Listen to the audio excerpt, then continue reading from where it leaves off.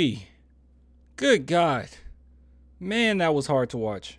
I want some Crafty. Are we having fun yet? All right, so my San Antonio Spurs got their butt whooped, dude. Just annihilated. So you might look at this score and say, hey, this wasn't that bad. But trust me, it was way worse than this, okay? This end score, it has nothing on what actually happened in this game. So we're going to talk about that, but really quick. If you guys want to support the channel, clanthemerchfan.com, link in the description if you want to support your boy. And my birthday is actually today, celebrated over the weekend. So this will be a great birthday gift for me, man. If you guys want to support, please do that. And yeah, so I'm working on other shirts right now. I did get a few orders in, so just be patient with me because I got a few really big orders. So I want to get those out of the way first, and then I want to go into the ones that were pretty recent. So just be patient with me. But anyways, if you guys want to support, please do. The shop is there, link in the description. All right, okay. Oh man, where do we start? I have no idea. So guys, here's the thing, okay? This is preseason. But this game was special, and I'm going to tell you why, okay? These other two preseason games that we've had, even though we lost terribly, like at least in the first one, right? And the second one, pretty close. We probably should have won that one. This one was special because this was a more accurate depiction of what we're working with. Now, don't get me wrong. Keldon Johnson and your boy Josh Primo are going to make things 20 times better. And then even on top of that, stack the fact that your boy Fasell did not play. It is not the full picture, okay? I'm sure that it wouldn't have looked as bad if those three guys were playing. But this was not good because this was actually against real talent. It seemed like the Pelicans actually went all out and just played their best players. They didn't necessarily like play a bunch of players that's not going to play at all. They made sure that their players, or at least the ones when it really counts for them later in the season, are getting their reps now, and they just annihilated us. I mean, completely destroyed us. But that's okay. That's good because we want to tank, right? And at the very least, even if you don't want to tank, you want the Spurs to get a really high pick, okay? Thus, we got to be bad. But this was a clear depiction of that. So I'm going to go from player to player. It's not a lot here, so this might be a quick video. But I'll go from player to player and just tell you what I saw or if anything stands out. And if it didn't, I'm just going to briefly say whatever. Zach Collins, still same concerns. As you guys know, even after the first game, I said that Zach Collins scares me because I don't think that he'll ever get, and I know it might be early to say this, but I'm just going to say it. I don't know if he'll ever get to the Zach Collins that we expected him to be, post-injury and what we were expecting him to be when he got into the league. I don't think he'll even be 50% of that. These previous few games, it showed that he has a lack of step. And usually when you have an injury like he's had, and he's injured like constantly, right? When you come back and you're kind of slow, how I've noticed that he's been slow, you usually don't fully recover from that. I don't think he'll ever be super explosive. Now, I think that he was pretty solid as far as being in the right places. Fundamentals were decent, but man, his step was just slow. He fumbled the ball around a lot. I'm shocked that it was just 3 turnovers. I mean, it was really, really sloppy from him. But yeah, Zach Collins scares me. And a lot of people saying, well, he could be the backup center. And I know that that's what the Spurs are thinking about doing. Backup center to Jakob. I don't think that that's necessarily going to be the case. And speaking of Jakob, he didn't play either. So I forgot to add that. He didn't play either. But moving on, Jeremy Sohan. Now, here's the thing. I won't call this person out because I've seen this plenty of times now. It's a little redundant, but I've seen plenty of people talk about Jeremy Sohan's lack of shooting ability and how they're just so upset the fact that he was a top 10 pick and he's a role player, and a lot of top 10 picks aren't role players. That's completely false. Okay. I've said this over and over again.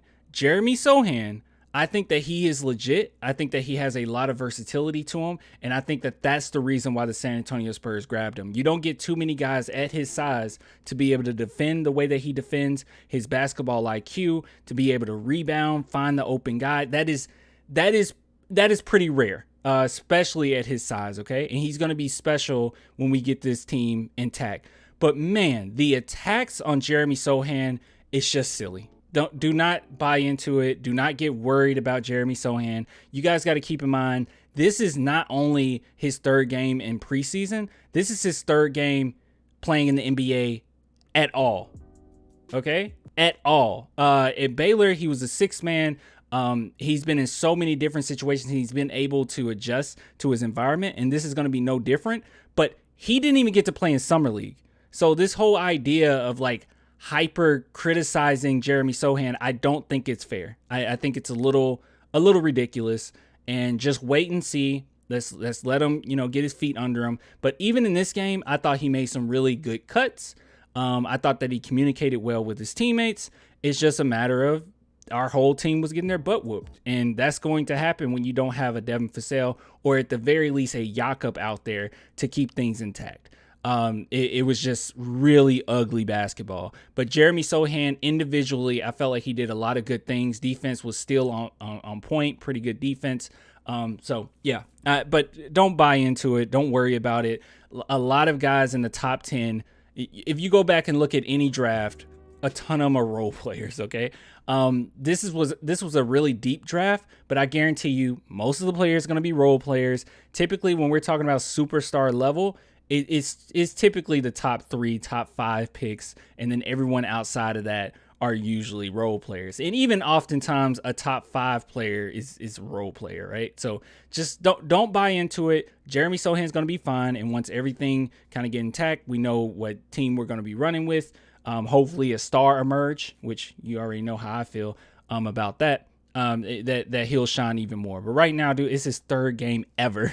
Okay, it's not just it's the preseason and he's like a 2-year no, it's his third game ever. Okay, it's fine. All right, and we were going against actual talent. I think Pelicans played pretty hard. Those first 2 games, I didn't really feel that. All right, moving on. Keita, god awful. Now the funny thing about this though, statistic wise, he was god awful. If you watch the game, I'm actually shocked because the eye test wouldn't have told me that he went 1 for 8. I'm a little shocked by that. Maybe the 2 free throws kind of made me think differently, but he was very quiet. So maybe I think that's probably part of it.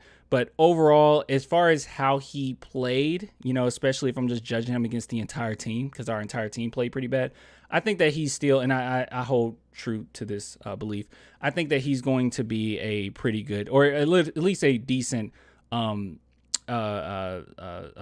player, and a rotation player, that is. So, but right here, yeah, he didn't do too hot. Trey Jones went 1 for 5 from 3, so that's still a concern because he doesn't hit threes at a good rate. But here's the positive: he took 5 threes. I noticed that he's definitely trying to make a effort to take more threes. And if you guys know anything about Trey Jones, even in college, he didn't take threes. Okay, like Ben Simmons level of not taking threes, he avoided it like crazy. But in this game in particular, I think he did pretty decent for what this game was. Moving on, Josh Richardson. I'm still of the belief that we trade him. I think we should trade him, not because he's a bad player, but because he's a vet that I think could really benefit in a different system right now, especially since we're trying to rebuild, because he really deserves just to be with a team that's going after a championship. He approached this game like a professional, played very, very hard. One thing that I was actually shocked by is they actually gave him quite a few mid-range shots. He knocked those down, and he was really good around the screens. There was one screen in particular that Zach Collins got a foul called on him, and it was a really beautiful release off the screen that he knocked down. Pretty far mid-range shot. But anyways, that's I'm rambling. Jay Rich gonna do Jay Rich things. I just want him with a different team because right now we're rebuilding, and I don't think it's necessary to have him on the squad. But he was pretty solid. But hey, that's what you expect, especially if you're going against actual, talent this time around.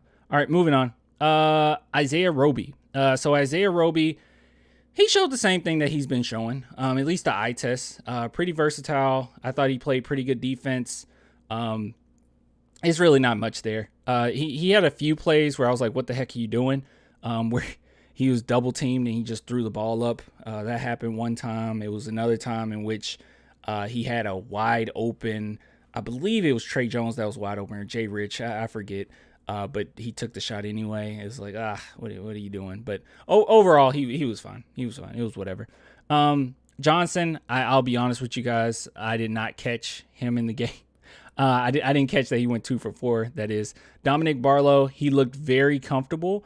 And I would praise him more, but just keep in mind, this was near the end of the game. Like, it was nothing really going on.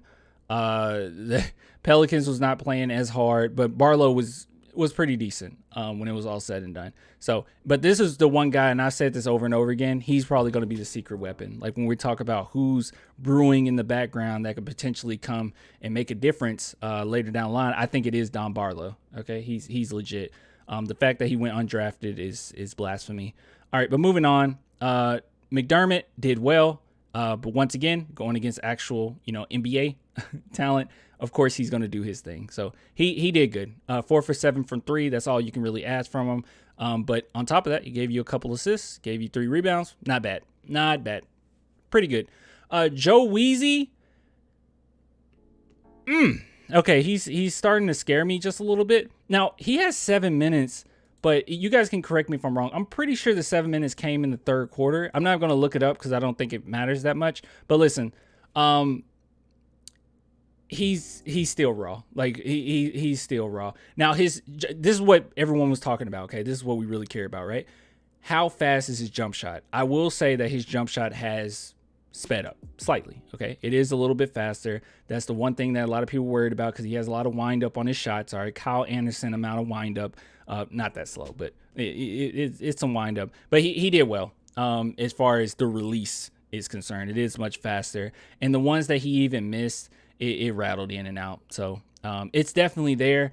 I think he probably need to calm his nerves just a little bit. He did look a little, antsy to get that ball flying, but it's all good. Gorgie did Gorgie things. There's nothing really there. Once again, Romeo Langford, I don't see the hype that much. I mean, I know a lot of Celtics fans when we first got him were like, hey man, you got a really good one. And I expected good things. And I was even honest at the time and saying I don't know a lot about him. But the more I see about him, the less I'm excited. But I guess we'll just keep waiting on that one. Kuzi did good. He did good. Now, statistic wise, you might see this and say, wow, 2 for 7. That's not that great. But once again, he was very crafty, made some really good reads, really good passes. And honestly, I've been thinking about this more and more. I wouldn't be angry if the Spurs went in a direction and gave him a role as one of the point guards, especially if we can just move Josh Primo at shooting guard. More than likely, Josh Primo will be the point guard. That's just what I assume right now as it stands. But, man, I really like him. Like, he really sets up guys quite nice. But, hey, he has a lot of experience. Malachi Branham, 2 for 5. I'm actually shocked he did that well. But he went 1 for 3 from 3. It wasn't much there. I can't really tell you much. All right. Now, this is one that I do want to say something. Blake Wesley, super raw, guys. A really raw player. I've said this over and over again, so I know I'm a broken record, but Blake Wesley, he's probably going to be sent to the G League. Not a bad thing. He just needs to go get some reps and slow down his game a little bit, and it was the same thing. It's just, it's a little, and we talked about this before he was drafted too, but it's just a little out of control, man, and it's still showing up. It showed up in the Summer League. I think I personally got a big enough sample size to see it, but yeah, he's super raw. But I think he is going to be pretty doggone good, especially when he's able to kind of catch up, like his ball handling can catch up to his speed. He's going to be pretty doggone good. But yeah, it was, man, he threw some up there where I was like, ugh, that's not going to sit well with Pop. But overall, he'll be okay.